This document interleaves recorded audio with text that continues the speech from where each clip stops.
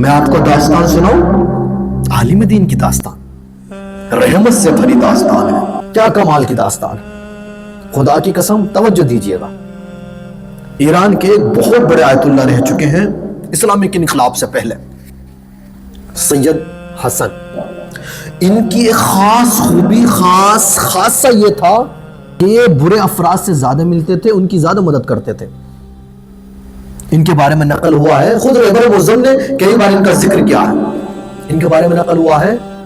میں منبر کی حرمت کو پیش نظر رکھتے ہوئے بول رہا ہوں، کچھ فاحشہ جو خواتین ہوتی ہیں نا، جو اپنے جسم بیچتی ہیں،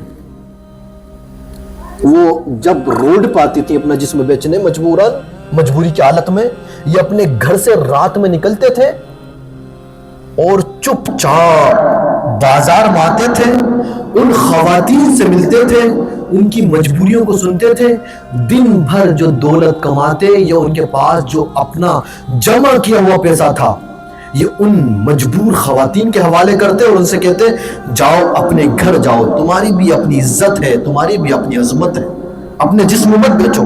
اس عنوان کا عالم، کیا کمال کا بندہ تھا۔ تو موالی ٹائپ کے ہوتے ہیں، گنڈے موالی ٹائپ کے ہوتے ہیں، یہ ان سے بھی ملتے تھے۔ جب ان کی نماز جنازہ ہوئی، اس دنیا سے گئے، تو ایک بڑی تعداد میں ایسی خواتین بھی جنازے میں آئی تھیں جو کبھی جسم فروش تھیں، جسم بیچتی تھیں، چونکہ انہوں نے ان کو عزت دی تھی، ان کو ایک نئی سوچ دی تھی، ان کی زندگی میں تبدیلی لائے تھے، انہوں نے اپنی ذمہ داری نبھائی تھی۔ اس عالم نے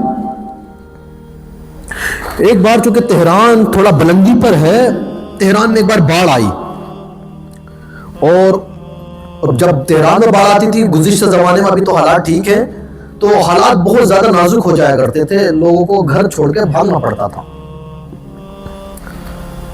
تو جب باڑھ آئی، باڑھ میں لکڑیاں ہوتی ہیں وہ بہہ رہی تھیں، ایک دلدل سی بن گئی۔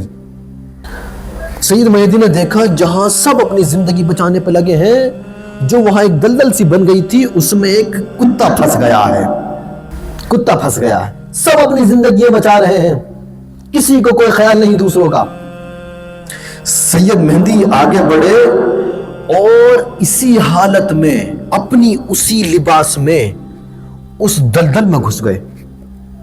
دلدل میں گھسنے کے بعد اس کتے کو اپنی آغوش میں لیا۔ نجس ہوتا ہے کتا جی، نجس العین کتا، اس کو اپنی آغوش میں لیا، باہر نکالا، اس کو چھوڑ دیا۔ شاہدین بتاتے ہیں جیسے ہی انہوں نے کتے کو چھوڑا، اس نے سید مہدی کی جانب اس انداز سے دیکھا مانو اپنی زبان میں شکریہ ادا کر رہا ہو، شکریہ ادا کر رہا ہو۔ یہ ہے مسئولیت پذیری، یہ ہے ذمہ داری۔